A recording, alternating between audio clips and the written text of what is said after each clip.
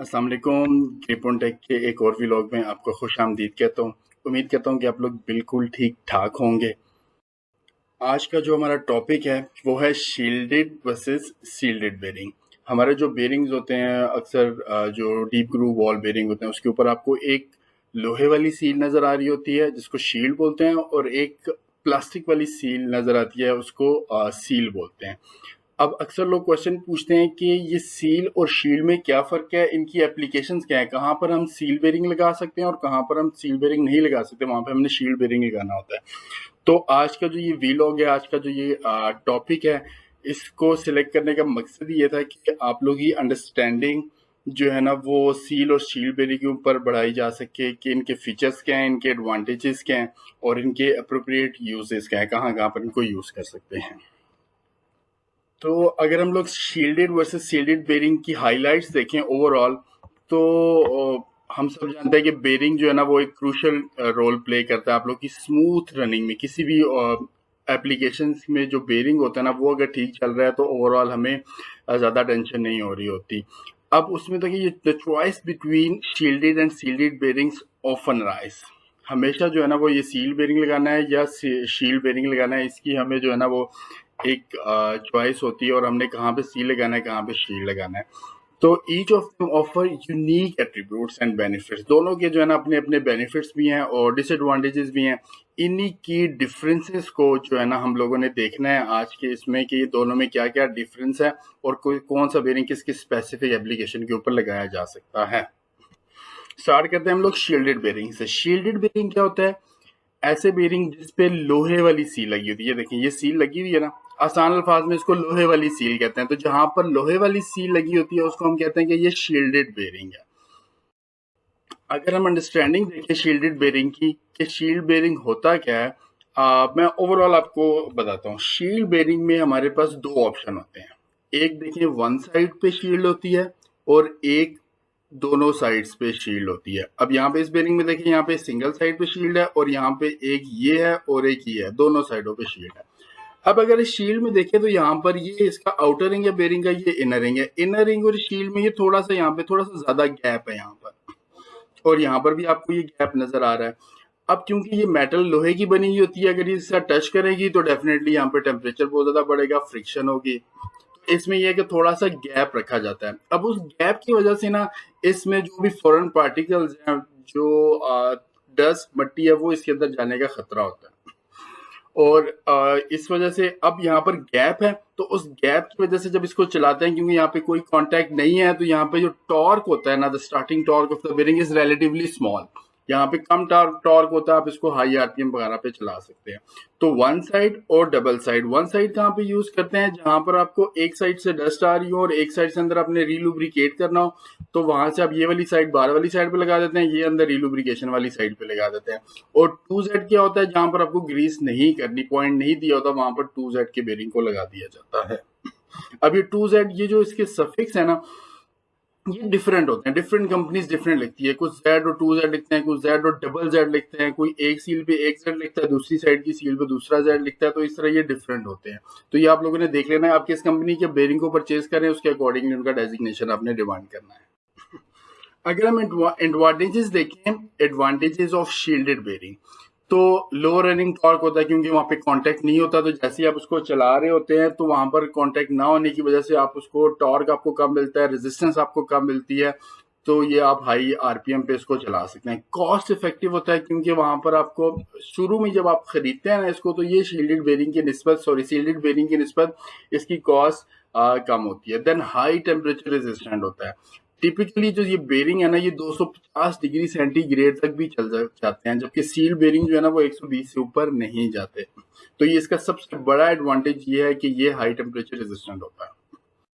अगर हम इसकी लिमिटेशंस की बात करें कि इसकी लिमिटेशन क्या है, तो पार्टिकल प्रोडक्शन, जो भी आपके जो मोटे पार्टिकल होंगे वो तो ठीक है, ये रोक लेगा जो थिक किस्म के होंगे, लेकिन जो स्मॉल पार्टिकल्स होते हैं, डस्ट वगैरह होती है, वो ये नहीं रोक पाता, या अगर वहां पर मॉइस्चर वगैरह है तो वो इससे इंटर हो जाता है। ये देखिए नो मॉइस्चर प्रोटेक्शन है। आपके अगर वहाँ पे मॉइस्चर है, पानी वगैरह का वो असर है वहाँ पर, तो वो इसको कभी भी ये नहीं रोक पाता क्योंकि इसमें गैप होता है। देन लिमिटेड लाइफ टाइम है क्योंकि गैप होता है इसके अंदर, उस गैप की वजह से इसमें काफ़ी सारी चीज़ें बेरिंग के अंदर डस्ट वगैरह चली जाती हैं, तो इसकी लाइफ जो है ना वो सील्डेड बेरिंग की निस्बत थोड़ी सी कम होती है। नेक्स्ट जो है ना हमारा वो सील्डेड बेरिंग है। सील्ड बेरिंग क्या होता है, इस पे यहाँ पर देखिए वहां पर लोहे वाली थी, तो यहाँ पर इसकी प्लास्टिक वाली, सिंपल वर्ड में जो है ना प्लास्टिक वाली सील होती है, तो उसको हम कहते हैं ये सील्ड बेरिंग है। अब सील्ड बेरिंग जो होता है उसकी हम अंडरस्टैंडिंग कर लेते हैं पहले। सील्ड बेरिंग के बहुत सारे वेरिएंट्स होते हैं, वो मैं अभी आपको नेक्स्ट स्लाइड में बताता हूँ। अब सील बेरिंग क्या होता है, नॉन मेटेलिक सील होती है, ये एक साइड पे भी होती है और दोनों साइड पर भी होती है। दी सील्स जो है ना ये टिपिकली किस चीज के, सिंथेटिक मटेरियल के बने हुए होते हैं। अब ये क्या करते हैं, ये क्रिएट अ टाइट बैरियर, एक टाइट बैरियर देखिए कांटेक्ट में, एक टाइट बैरियर कांटेक्ट करना, बाहर से कोई चीज अंदर नहीं जा सकती, अंदर से कोई चीज जो है ना वो बाहर नहीं जा सकती। अब इसको यूज कहाँ पे करते हैं, जहां पर आप बहुत ज्यादा डस्ट मट्टी वगैरह होती है, जहाँ पे कॉन्टेमिनेशन लेवल बहुत ज्यादा हाई होता है, वहां पर इसको यूज किया जाता है ताकि बेरिंग के अंदर जो है ना वो डस्ट मट्टी ना जा सके।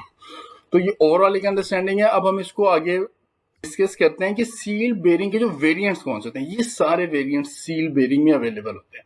देखिए नॉन कॉन्टैक्ट सील है, फिर लो फ्रिक्शन सील्स है, एंड देन कॉन्टैक्ट सील है।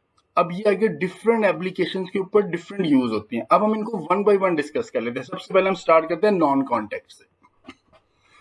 अब नॉन कॉन्टैक्ट पहले आप इस पिक्चर पे आ जाए, ये देखिए ये इसका इनर रिंग है और यहाँ पे थोड़ा सा गैप है, थोड़ा सा, और ये सील की जो लिप है ना वो भी देखें ऐसे डबल है।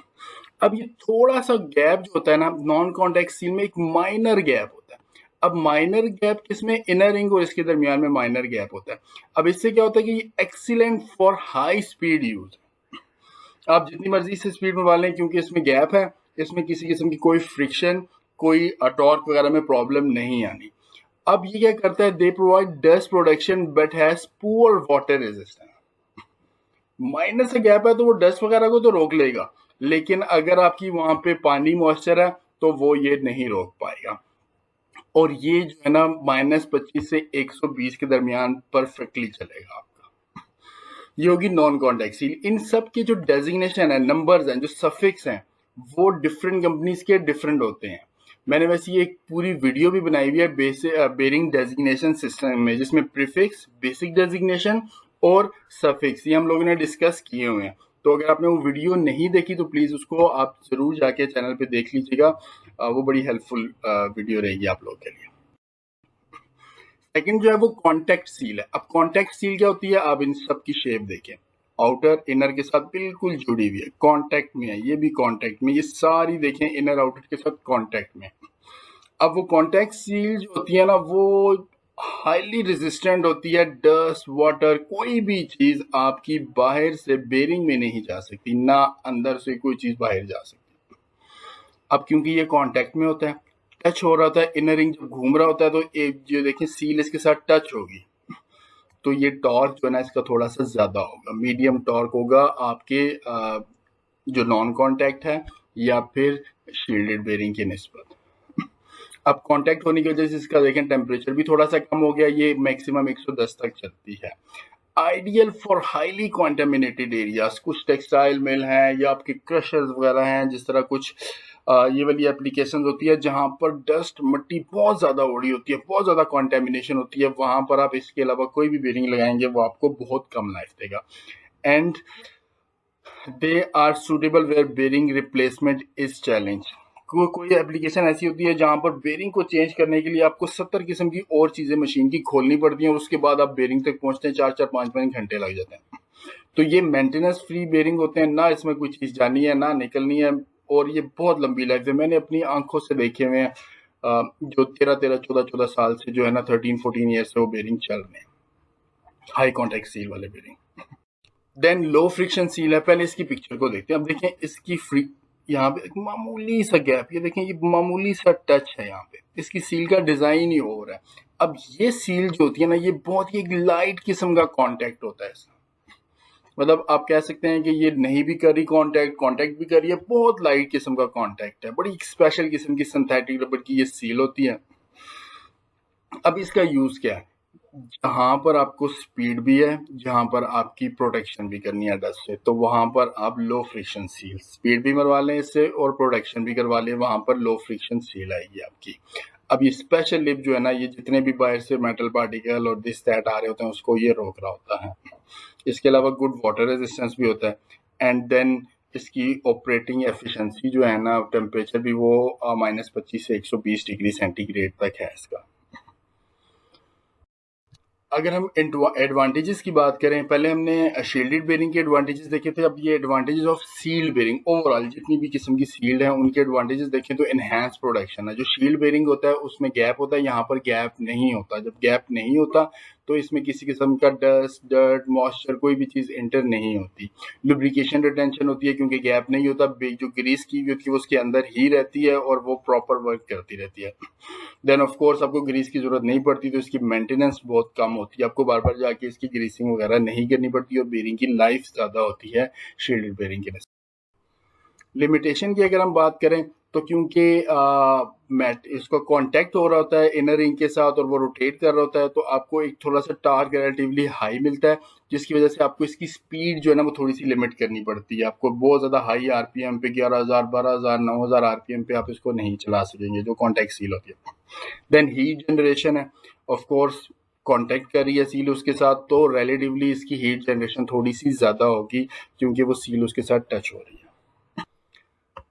लास्ट में हम लोग ओवरऑल देख लेते हैं कि जो फैक्टर है अपने कंसीडर करने हैं between shielded and shielded bearing में। जो बेरिंग में आपने चॉइस करना है, देखिए शील्डेड बेरिंग्स जो है ना best in clean high temperature area, जहाँ पे आपकी क्लीन है, डस्ट मट्टी नहीं है वहां पर, या टेम्परेचर हाई है वहां पर आप शील्डेड बेरिंग लगा सकते हैं। और सील्ड बेरिंग आपने वहां लगाना है जहां पर बहुत ही ज्यादा डर्टियर एप्लीकेशन है, टेम्परेचर लो है, बेरिंग मुश्किल से सर्वाइव करता है, वहां पर लगाना है। लेकिन जो इंडस्ट्रियल स्टैंडर्ड्स है, ओईएम के स्टैंडर्ड्स हैं, कोशिश करें उनको ना चढ़ें। अगर ओईएम की तरफ से कोई बेरिंग लग के आया हुआ है तो वो ही डिमांड करें अनलेस वो आपको बहुत ज्यादा प्रॉब्लम दे रहा हो।